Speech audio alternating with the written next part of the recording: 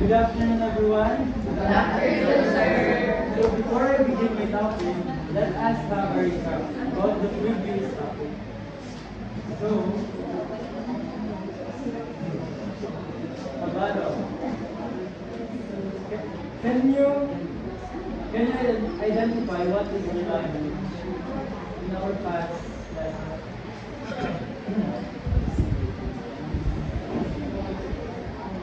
If you don't have an answer, can you choose a friend?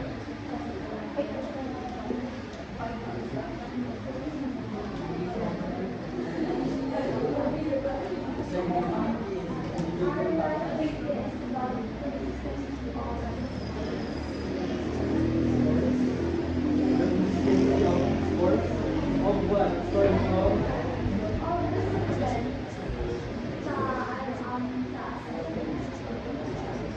Your answer is correct. Yes.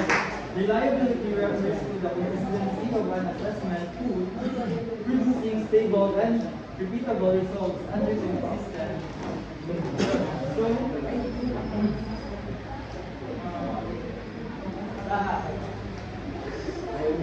can you identify what is standardization? Diba di ba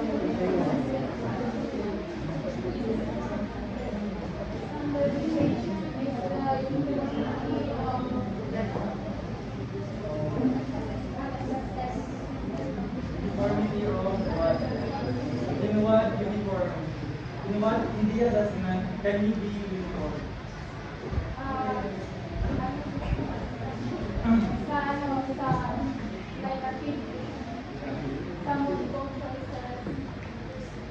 Maybe that the activity that you are conducting is uniform to the standardization.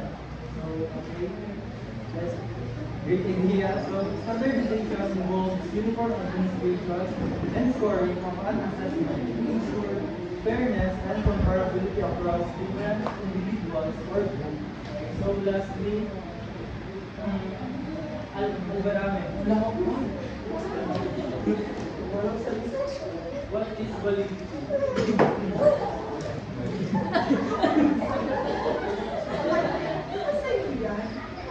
Wala bang niya sa akin? Ano yan? Validity? Hanapin naman. Bro, wait lang, mama.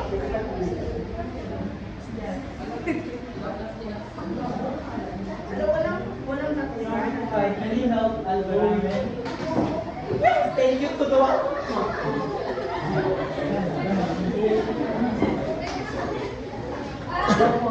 measures what the purpose of the assessment. Correct. So validity is the degree of which assessment accurately measure what is intended to measure. So my topic is one of the characteristics of quality assessment tools, which are practicality and efficiency. So please read the learning and the outcome, everyone. Find concepts of practicality and efficiency in assessment. Classify the key factors that affect practicality and efficiency in assessment. Analyze and interpret between practicality, reliability, standardization, and validity, and how they influence the design and implementation of assessment.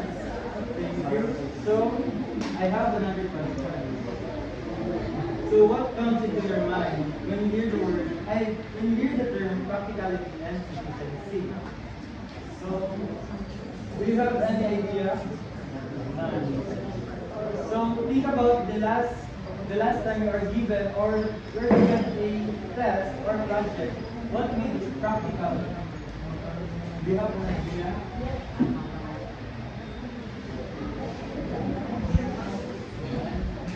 So, Paolo, do you have an idea?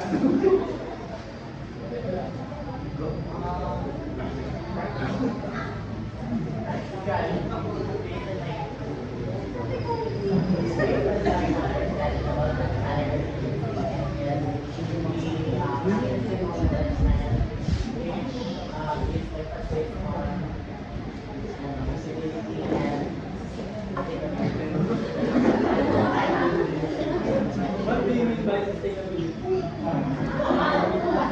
When you're conducting an assessment that is practical, you're using material resources, so it would actually be sustainable.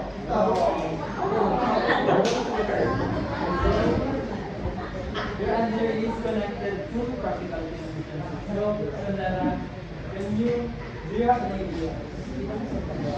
So in our continuous topics related to yes, reliability or stability. So as nasabi doon na if you are making assessment, you should be practical by making it easily to check.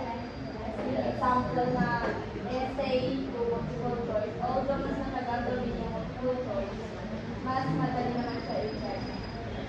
So, your idea, Sandara, is accurate. So, because when you are conducting a practical and efficient assessment, you should consider the time of the time you are going to use in the assessment, because practicality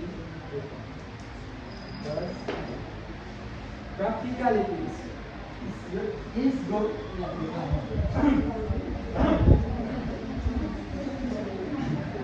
So practicality refers to how are you going to conduct your assessment in a simple way or easy way in which you can implement into a realistic in the classroom settings. Like there are some considerations you should consider, like in the given factors such as the teacher familiarity with the method or what is she going to use in the assessment. Second, like what Sandara have mentioned, like the time availability of how will the teacher conduct and score the assessment. So second is the word that Mr. Paulo had mentioned is the resources, which are the material and the technique, and the support needed for the implementation of the assessment. So, in practicality, you can just conduct a assessment which you can make it simple in a way that it is effective that will provide an accurate or meaningful result with you can manage your time, effort, and cost. Like this, and then here's another term for you to better understand what is practicality and efficiency in assessment. So if you are going to conduct an efficient assessment, you should consider of how will you deliver the assessment in an effective way. This includes quick scoring and feedbacking, and then ease of interpretation of the results of your assessment, and then the most likely what Ms. Andar mentioned is the minimal preparation of the time of the assessment, and then lastly, it should be cost effectiveness. So, according to Macmillan, high quality assessment should balance effectiveness with practicality by considering time, resources, and how easy it is to conduct an assessment. And lastly, the instructional impact to ensure the benefits outweigh with the cost of the assessment. So for better understanding, together practicality and efficiency is how will you going to conduct or deliver your assessment in an easy way while it is effective because it will provide reliable, reliable result or outcome with with with the with that you can let me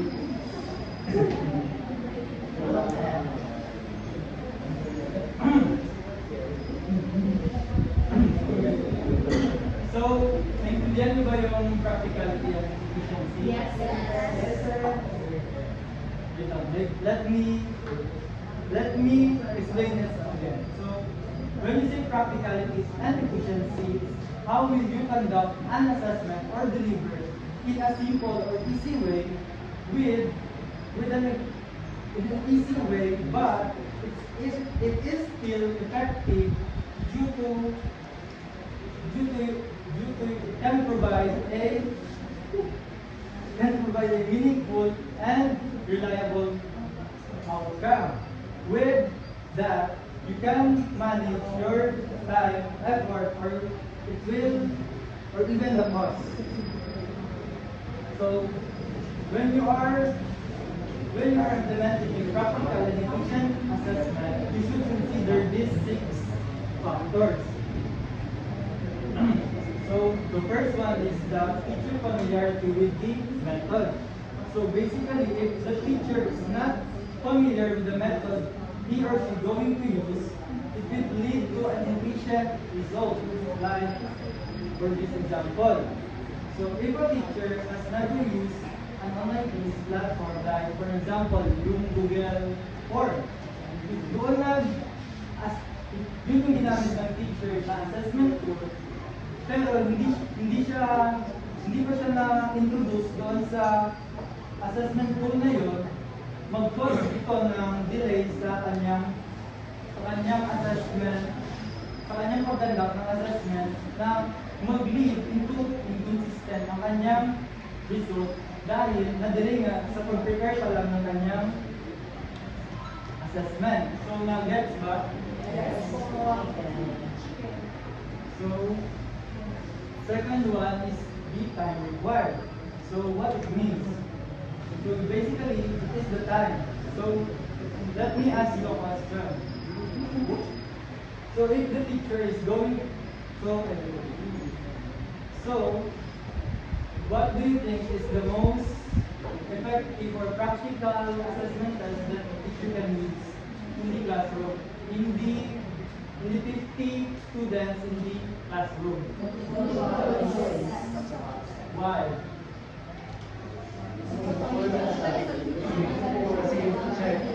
So, can you explain why?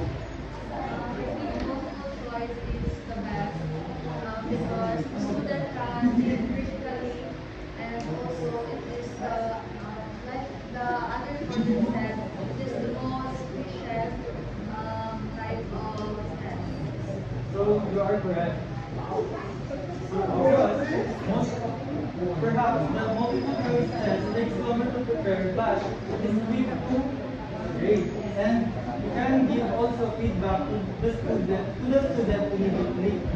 And then if you are going to use essay, it is easy to create, but take longer to grade because of the subjective grading you are going to use. So lastly is the performance assessment because it requires most time for setup, completion, and grading. So take note, use assessment when possible to save time in the future. So multiple choice test is the most effective in the wide range in the classroom settings. So third one is the complexity of administration.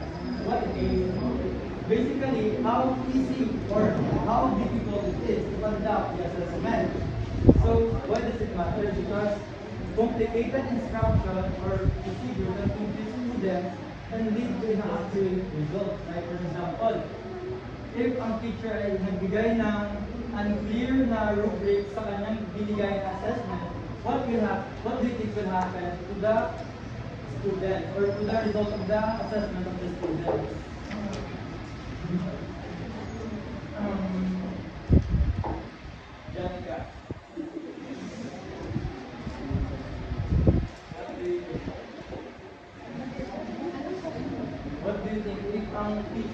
magbigay ng rubric sa kanyang students and then hindi clear ang kanyang rubrics na binigay. What do you think will happen to the students? As a result of this, or the teacher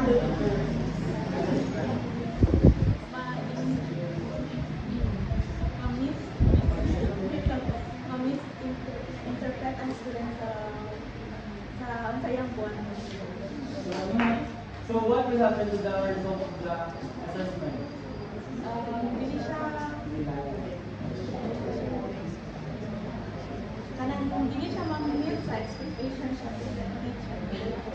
Dili mo yun sa teacher ang Ang expectation sa iyang gusto niya thank you. So the second one is the easy scoring. So how quickly and how accurate the teacher can grade the students' response.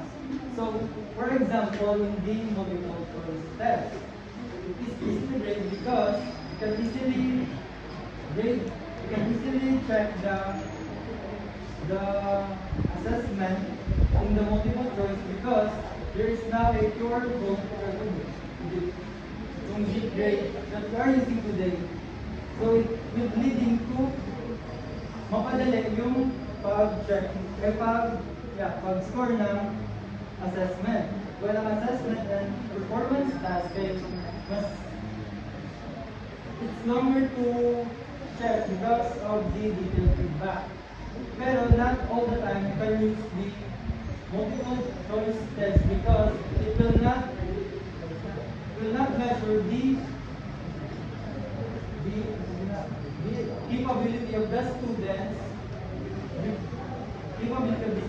because in the essay and performance task it focuses on the skills and the capabilities of the students. So take note, use rubrics and checklists to make grading subjectives tasks easier. So the second one is the ease of interpretation, or how easy will you interpret the results of your assessment. If the results are too complicated, they won't be useful for learning. Like for example, this. In the multiple choice test, like for example 8/10, you can tell that the student has grasped the key concept of your lesson. While in the subjective grade like an A or the essay, kailangan mo pang gumamit ng rubrics para mas detalyado if na-earn ba talaga ng student ang grade na dapat sa kanya. So, take note. Share key answers after the assessment para mas malaman ng student kung saan sila lacking sa kanilang knowledge. So the last one is the cost. So basically a practical and efficient assessment should not cost you high because you cannot tawag the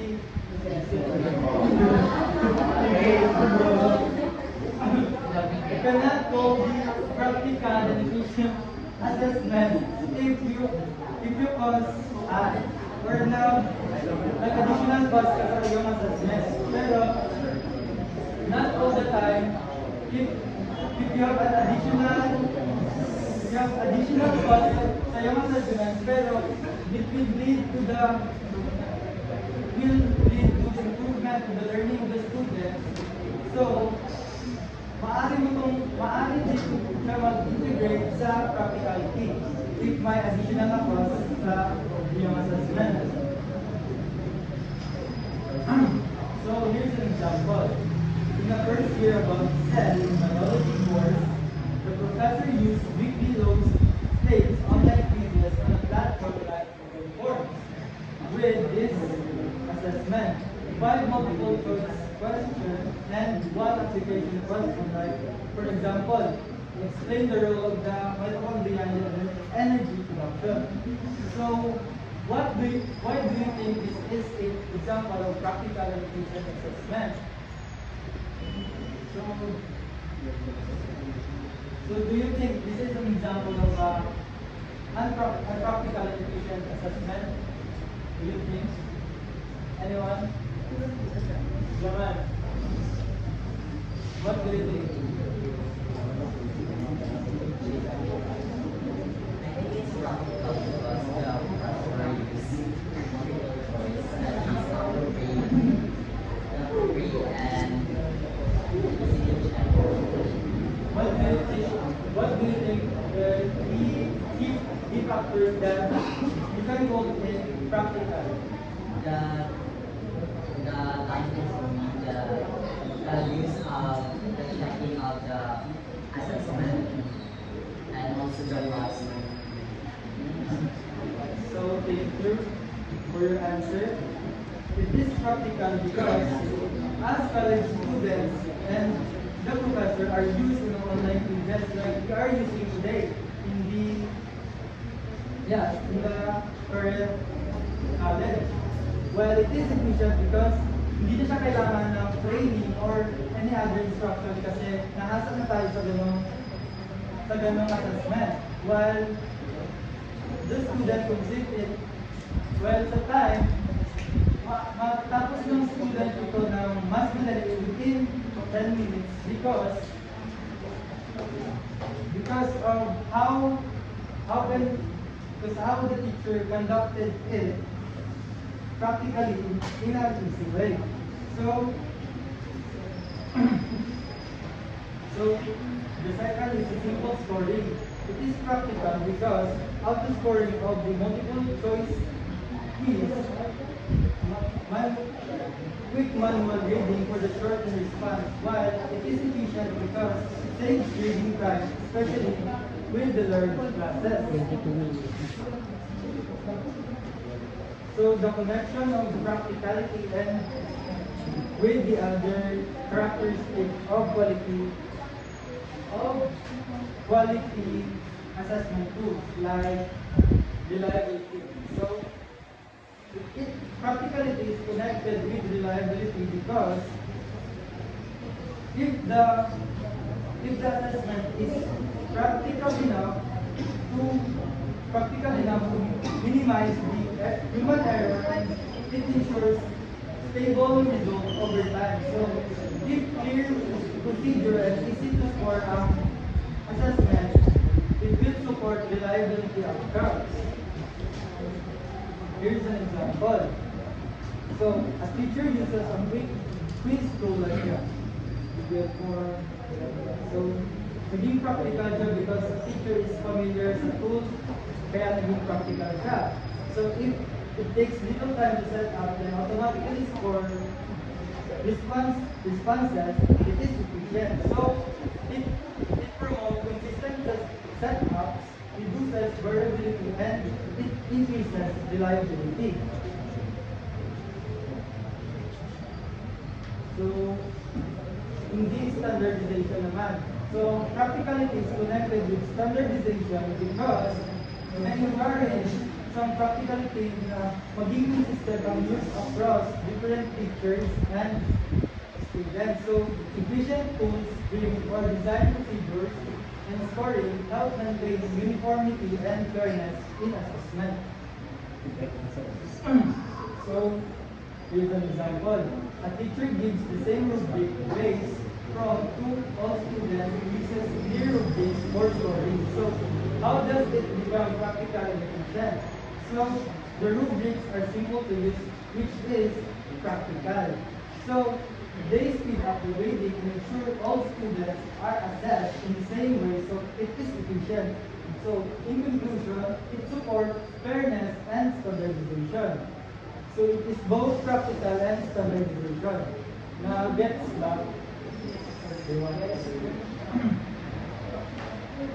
So, lastly, practicality interconnected with validity. So, when an assessment are practical and efficient, teachers are more likely to use them correctly and frequently. This supports accurate alignment with learning goals, improving the validity of the result. So, here's an example. So, the teacher assesses students' ability to solve to solve word problem in math, not just to calculation. They create a big real-life scenario task. So here is why connected with validity.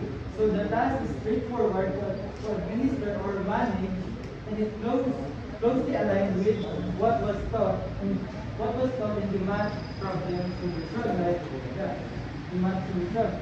Hindi lang yung calculation yung ma-solve nila, kundi yung problem within the problem within the scenario, in the scenario. So in short, clear and targets the learning objective without extra work. So, maging efficient siya. So this ensures assessment truly measures what it's supposed to measure or improving, so it leads to validity. So, the conclusion, practicality is how easy and feasible the tool is to use. So, it focuses on the cost, resources, and the training required. So, user concern. So, can I use this efficiently in the world settings? So, if lacking on practicality, user may cut corners or mag-skip sila ng steps para maging practical lang yung assessment. Like, if ma-delay yung pag-prepare ng teacher sa assessment niya, pwede siyang mag-skip ng mga steps para maging practical lang or matapos niya lang yung kanyang assessment. So, ano yung relation ng practicality sa ibang characteristics? So, if kurang practicality and maging inconsistent ang use nito, ma-lower niya ang reliability and validity. So, here's an example. A test is so complex, it takes hours a day. So, the teacher rush. So, ang result ng kanyang assessment maging inaccurate.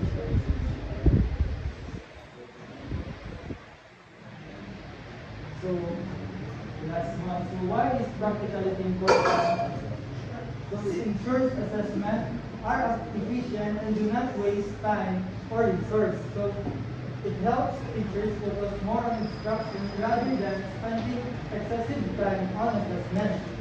So, second one is ensures fairness and accessible testing for all students. And then last is helps maintain reliability and valid assessment without unnecessary complexity. So, practical assessment helps us teach smarter, not harder. The goal isn't it to make everything easy, to make everything purposeful and sustainable.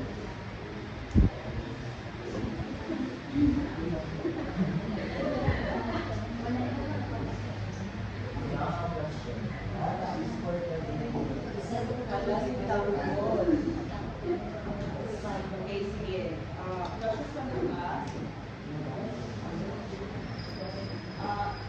Do you have an instance when practicality does not support validity? Yes, because kung maging practical ang balik sa validity ng Yung gusto mong maging practical pero it lowers down the validity.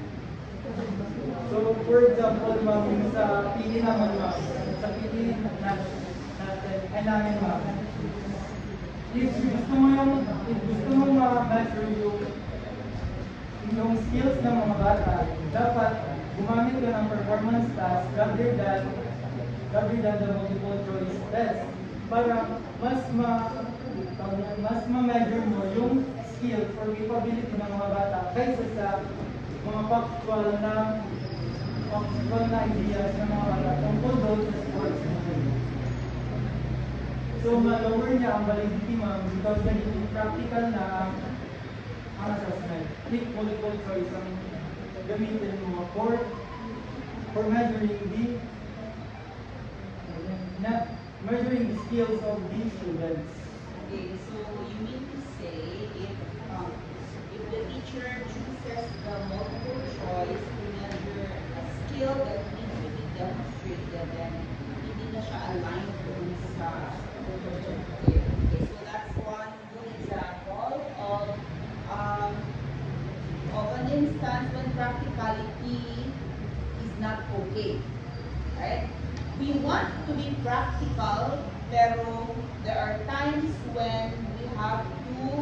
up practicality for the sake of validity. Kasi ano bang mas importante sa dalawa? Practicality or validity? Validity. Okay, definitely validity. In fact, sa lahat ng mga principles na ito yung anim na pinag-uusapan natin, validity is actually the most important. Later on, i-discuss natin may mga character, may mga principles na pwede natin i-give up, like practicality. Kapag ito ay hindi na niya masusupport yung validity. Meron pang iba, actually, na pwede natin i-give up. Okay, ano pa kaya yung iba na pwedeng wala? That's right. Okay, kailan na nga ulit natin pipiliin yung less standardized? Kung may mga ano pa. May mga special needs. Okay. They cannot perform well. Yes. So we discussed that last time, right? So practicality and standardization can actually be yung ano na lang sila, tawag dyan, second na lang sila ng concern natin. Ang pinaka-concern actually natin, validity, reliability, ano pa? Hindi pa natin nadi-discuss fairness. Pwede rin ba natin mag-give up ang authenticity? Ay, wala pa pala yun.